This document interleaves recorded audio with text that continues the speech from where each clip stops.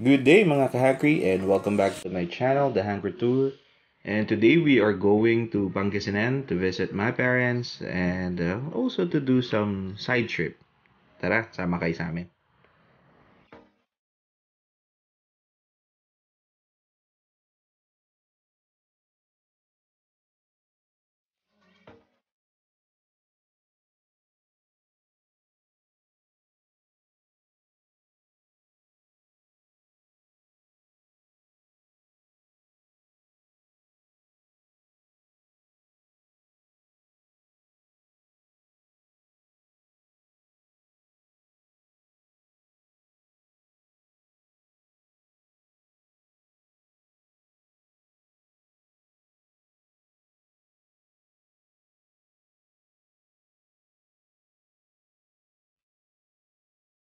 Siyempre, hindi mawawala sa ating travel ang food trip. So, unang-una na ay ang tupig na kilalang kilala no, sa Pangasinan.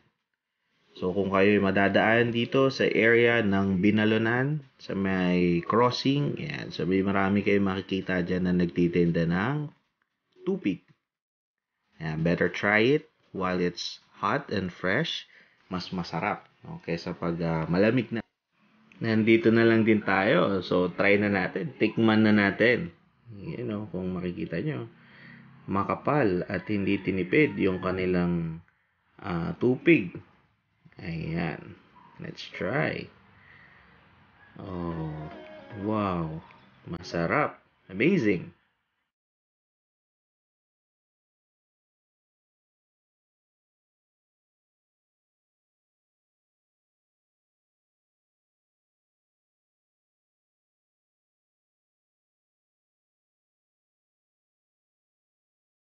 Ayan, pagkatapos natin bumili dito, balik na ulit tayo sa travel. Let's go.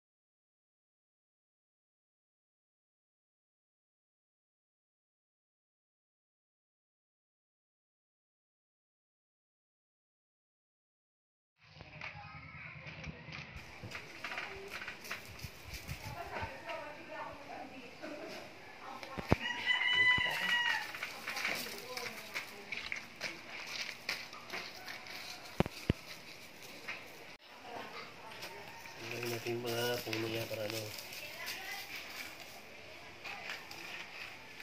Hindi ko sila tutubulog.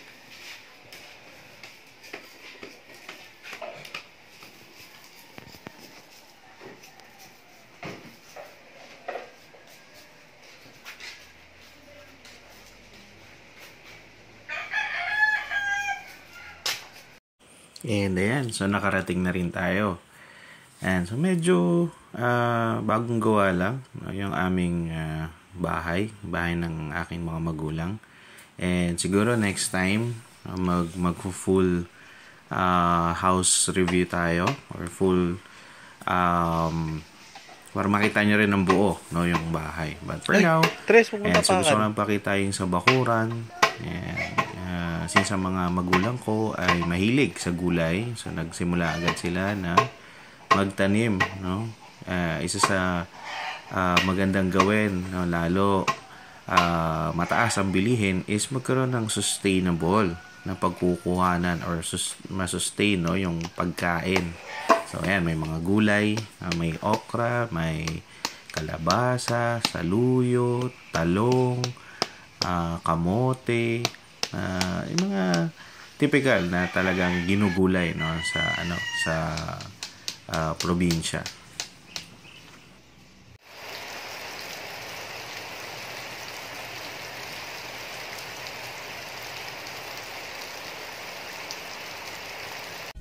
After spending a few days with my parents, we decided to visit the city of Pines or Baguio City.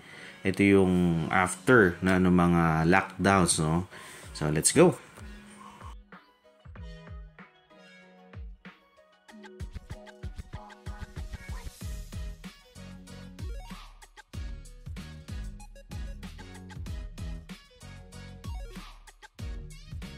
First stop natin, Good Taste Restaurant, no? Ang sikat na sikat sa Baguio City. We ordered butter chicken, gisado lechon kawali, chop suey, and yang chow fried rice. So, yung in-order namin, good for 3. Pero yung pagkain, napakadami. So, sulit na sulit sa Good Taste Restaurant.